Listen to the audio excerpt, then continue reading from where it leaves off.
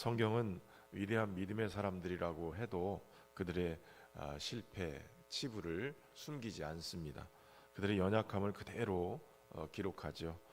그렇기 때문에 성경이 사람이 만들어낸 어떤 영웅당 같은 것이 아니라 하나님의 계시라고 할 수가 있습니다. 오늘 본문의 사무엘상 27장은 다윗의 삶에 있어서 가장 어두운 순간 중에 하나라고 할 수 있습니다. 지금까지 다윗은 수많은 위기 속에서도 하나님을 의지했습니다.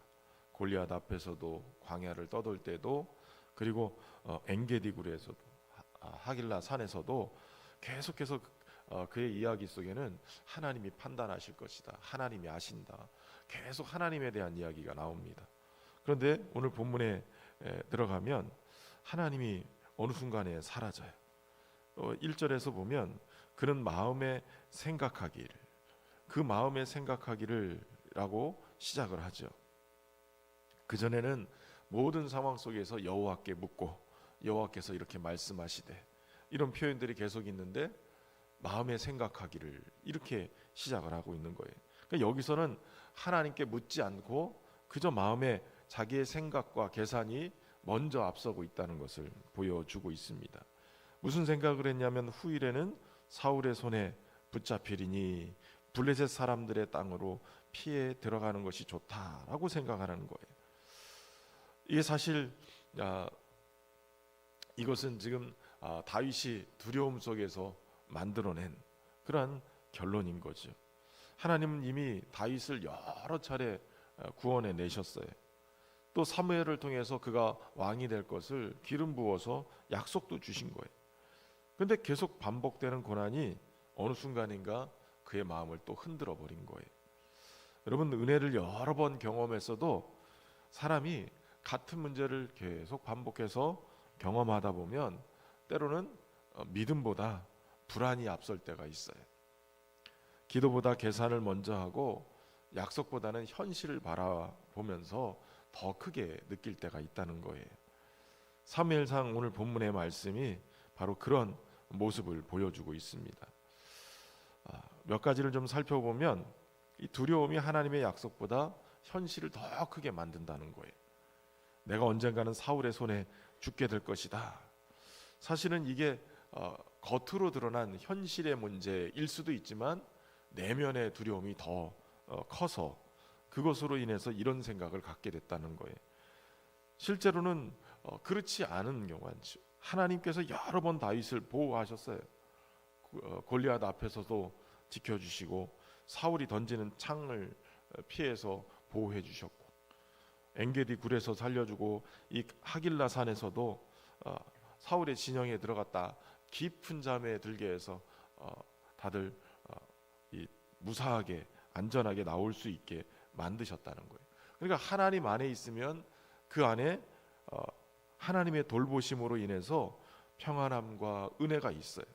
그러니까 현실이 그렇지만 않은 거예요. 하나님이 지켜주시는 그 은혜가 다윗을 붙잡고 있는 거예요. 그런데 두려움이 들어오기 시작하니까 자꾸 믿음의 눈을 떠서 하나님을 바라본 게 아니라 현실, 이것을 두려움의 눈으로 보기 시작해요. 그래서 하나님을 빼고 보니까 미래가 비관적인 거예요. 반복되는 이 긴장, 반복되는 그러한 피로도가 다윗의 마음에 어느 순간인가 믿음보다는 더 자신을 두렵게 만드는, 또 긴장하게 만들고 지치게 만드는 그곳으로 이끌어가는 거예요. 사실 신앙생활에서 가장 힘든 거는 한 번의 큰 시련보다는 보이지 않는 그러한 지속적인 고난이 굉장히 힘들게 합니다. 매일 반복되는 어떤 질병이나 경제적인 어려움이나 관계의 갈등이나 또 사역의 부담이나 이런 것들이 크게 느껴지진 않아도 어느 순간인가 피로도가 더해가면서 마음을 순식간에 무너뜨리는 때가 있어요. 결국 다윗이 무엇을 선택합니까? 다시 블레셋 지역으로 가서 아기스 왕에게 이르는 거예요. 이스라엘의 미래의 왕이 하나님의 백성의 땅을 떠나서 다시 원수의 땅인 블레셋으로 들어가게 되는 거예요. 어찌 보면 이거는 신앙적인 후퇴라고 볼 수 있습니다. 그럼 믿음은 현실을 부정하는 것이 아니에요. 현실보다 하나님의 약속을 더 크게 보는 것이죠. 다윗은 현실을 보았지만 실제 하나님의 약속을 빼고 현실을 보니까 두려움 속에 이런 선택을 하게 되는 거예요. 걱정이 커질수록 하나님의 약속은 작아지고 문제가 커질수록 하나님은 멀리 느껴지고, 여러분 그렇기 때문에 믿음은 환경이 아니라 하나님을 바라보는 거예요. 요즘 우리 성도들의 모습도 보면 이 현실주의 이런 것들이 마음을 움직이는 것들을 보게 됩니다. 기도해도 달라지는 것이 없을 것이다.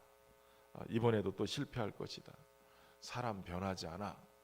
이런 것들이 계속 누적이 되고 또 생각이 지배하면서 믿음이 무너지는 것을 보게 됩니다. 사실 경험에서 나오는 것 같지만 그러나 믿음을 약화시키는 우리 안에 있는 두려움의 언어가 바로 그것일 거예요. 그럼 믿음은 바라는 것들의 실상이요 보이지 않는 것들의 증거예요. 보이는 것이 아니에요. 그러나 믿는 거예요. 그리고 그 믿음이 더 커지면 보이는 것들을 뛰어넘는 실상을 보게 되는 거예요. 증거를 보게 되는 거죠. 그러니까 현실을 무시하는 게 아니라 하나님의 약속을 현실보다 더 크게 보아서 그 하나님이 방패가 되게끔 하는 거예요. 북극을 탐험하는 탐험가들이 가장 위험한 게 폭풍이 아니라 방향 감각을 잃는 거라고 합니다.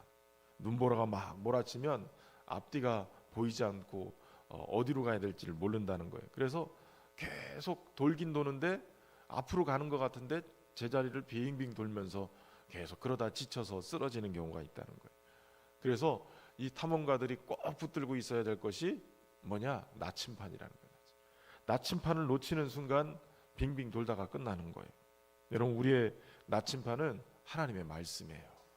환경을 바라보지 말고 눈보라가 치는 환경 때문에 제자리 걸음하지 말고 오직 하나님의 변하지 않는 말씀 붙들고 인생의 방향을 잘 정할 수 있기를 주의 이름으로 축원합니다. 두 번째는 하나님을 떠난 지혜는 문제를 해결하는 것 같지만 새로운 문제를 만들어낸다는 거예요. 다윗이 가드왕 아기스에게 시글락을 요청하지요. 겉으로 보면 지혜로운 선택 같아요. 궁 안에 머물지 않고 떨어져서 독립된 그곳에서 이제 살게 되어지는 것, 그게 나은 것 같아요. 사울도 다윗이 블레셋 땅으로 들어간 것 때문에 더 이상 추격하지 않기로 결심해요. 어떻게 보면 다윗이 선택한 것이 잘한 것처럼 보일 수 있어요. 근데 사실은 더 큰 문제를 일으키고 있죠. 다윗은 어쩔 수 없이 생존을 위해서 남방 지역을 공격합니다. 그술 사람, 그리스 사람, 아멜렉 사람, 이 사람들을 막 침노해요. 그런데 아기스에게는 이 사실을 숨기려고 다 남녀를 죽여버려요. 그리고 아기스한테는 마치 유다 사람을 공격한 것처럼 거짓 보고를 합니다. 오늘 본문에 보면 하나님은 아무 대꾸도 안 하시고 지시도 안 하시고 말씀도 안 하세요. 오히려 침묵하고 계시는 것처럼 보여요. 작은 타협이 더 큰 타협을 낳게 되어져요. 처음에는 단지 안전한 곳으로 피난했는데 그곳에 머물기 위해서 이제는 다른 지역을 침략하고 또 아기스를 위해서 한테 거짓 보고를 옮기게 되는 거예요. 거짓말을 지키기 위해서 더 큰 폭력을 사용하게 되고 훗날에는 이것 때문에 안전한 것 같지만 유다 백성을 가서 이스라엘과 싸워야 되는 그러한 위급한 상황까지 몰리게 되어지는 거예요.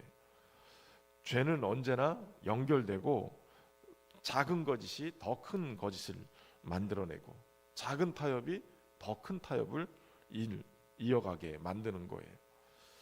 우리의 문제를 해결하기 위해서 하나님보다 세상의 방법을 우리가 택할 때가 있죠. 성공을 위해서 정직을 포기하고 관계를 유지하기 위해서 진실을 숨기고 손해보기 싫어서 원칙을 내려놓는 거예요. 처음에는 작은 선택처럼 보이지만 양심이 무뎌지고 신앙이 약해집니다. 세상은 결과를 보지만 하나님은 과정도 보세요. 우리의 순간순간 선택을 보십니다. 댐이 무너지는 게 큰 구멍 나서가 아니라 작은 균열이 계속 되어지면서 점점 물이 스며들어서 그 거대한 구조물이 무너지는 거랍니다. 여러분, 우리 신앙도 큰 죄보다 작은 타협부터 문제가 생기는 거예요. 이 작은 타협 생기기 전에 타협하지 말고 주님 말씀 붙들고 살아갈 수 있길 바랍니다. 중요한 것은 실패보다도 더 크신 하나님의 신실하심이에요. 오늘 본문은 다윗의 실패를 보여줘요. 그런데 놀라운 것은 하나님은 여전히 다윗을 버리지 않고 지키고 계시다는 거예요. 뒤에 이제 29장쯤 가면 다윗이 이스라엘과 어쩔 수 없이 싸워야 되는, 그 전쟁에 참여해야 되는 그런 위기가 있게 됩니다. 그런데 블레셋 장수들이 반대를 하게 되어져요. 다윗이 계획하지 않았는데 하나님이 블레셋 장수들의 마음을 돌이켜서 이스라엘과 싸울 수 없도록 그렇게 만들어 주셨다는 거예요. 결국 다윗은 자신이 알지 못하는 상황에서도 또 하나님을 떠나서 마음대로 판단하고 그러고 있는 자기 꾀로 살아가는 동안에도 하나님은 여전히 다윗을 지키고 계셨다는 거예요. 만약 그가 이스라엘과 싸웠다면 이스라엘의 왕으로 살 수는 없어요. 왕이 되지는 못하는 거예요. 배신자로 낙인 찍히게 되는 거예요. 그런데 하나님은 다윗의 이 어리석은 선택에서도 구원의 길을 열어주시는 거예요. 우리는 실패하지만 하나님은 실패하지 않으세요. 우리는 때로 흔들리지만 하나님의 언약은 흔들리지 않습니다. 다윗은 넘어지기도 하지만 하나님은 여전히 언약 안에서 그를 붙들고 계시는 거예요. 베드로도 예수님을 3번 부인했지만 부활하신 주님은 베드로에게 찾아가시죠. 다시 사명을 맡기시는 거예요. 그러니까 복음은 실패로 끝나는 것이 아니라 실패했던 자를 다시 일으켜 주시는 하나님의 은혜의 이야기예요. 그래서 우리에게 복된 소식이고 기쁜 소식이죠. 여러분, 우리의 소망은 우리의 믿음의 크기가 아니라 하나님의 신실하심에 있는 거예요. 하나님이 여전히 신실하세요. 그 사실을 믿으시길 바랍니다. 어린아이가 자전거를 타다가 배우다가 넘어지면 부모가 야, 너 안 되겠다 그러고선 자전거를 뺏지 않아요. 도리어 뒤에서 이렇게 손잡아주고 붙잡아주는 거예요.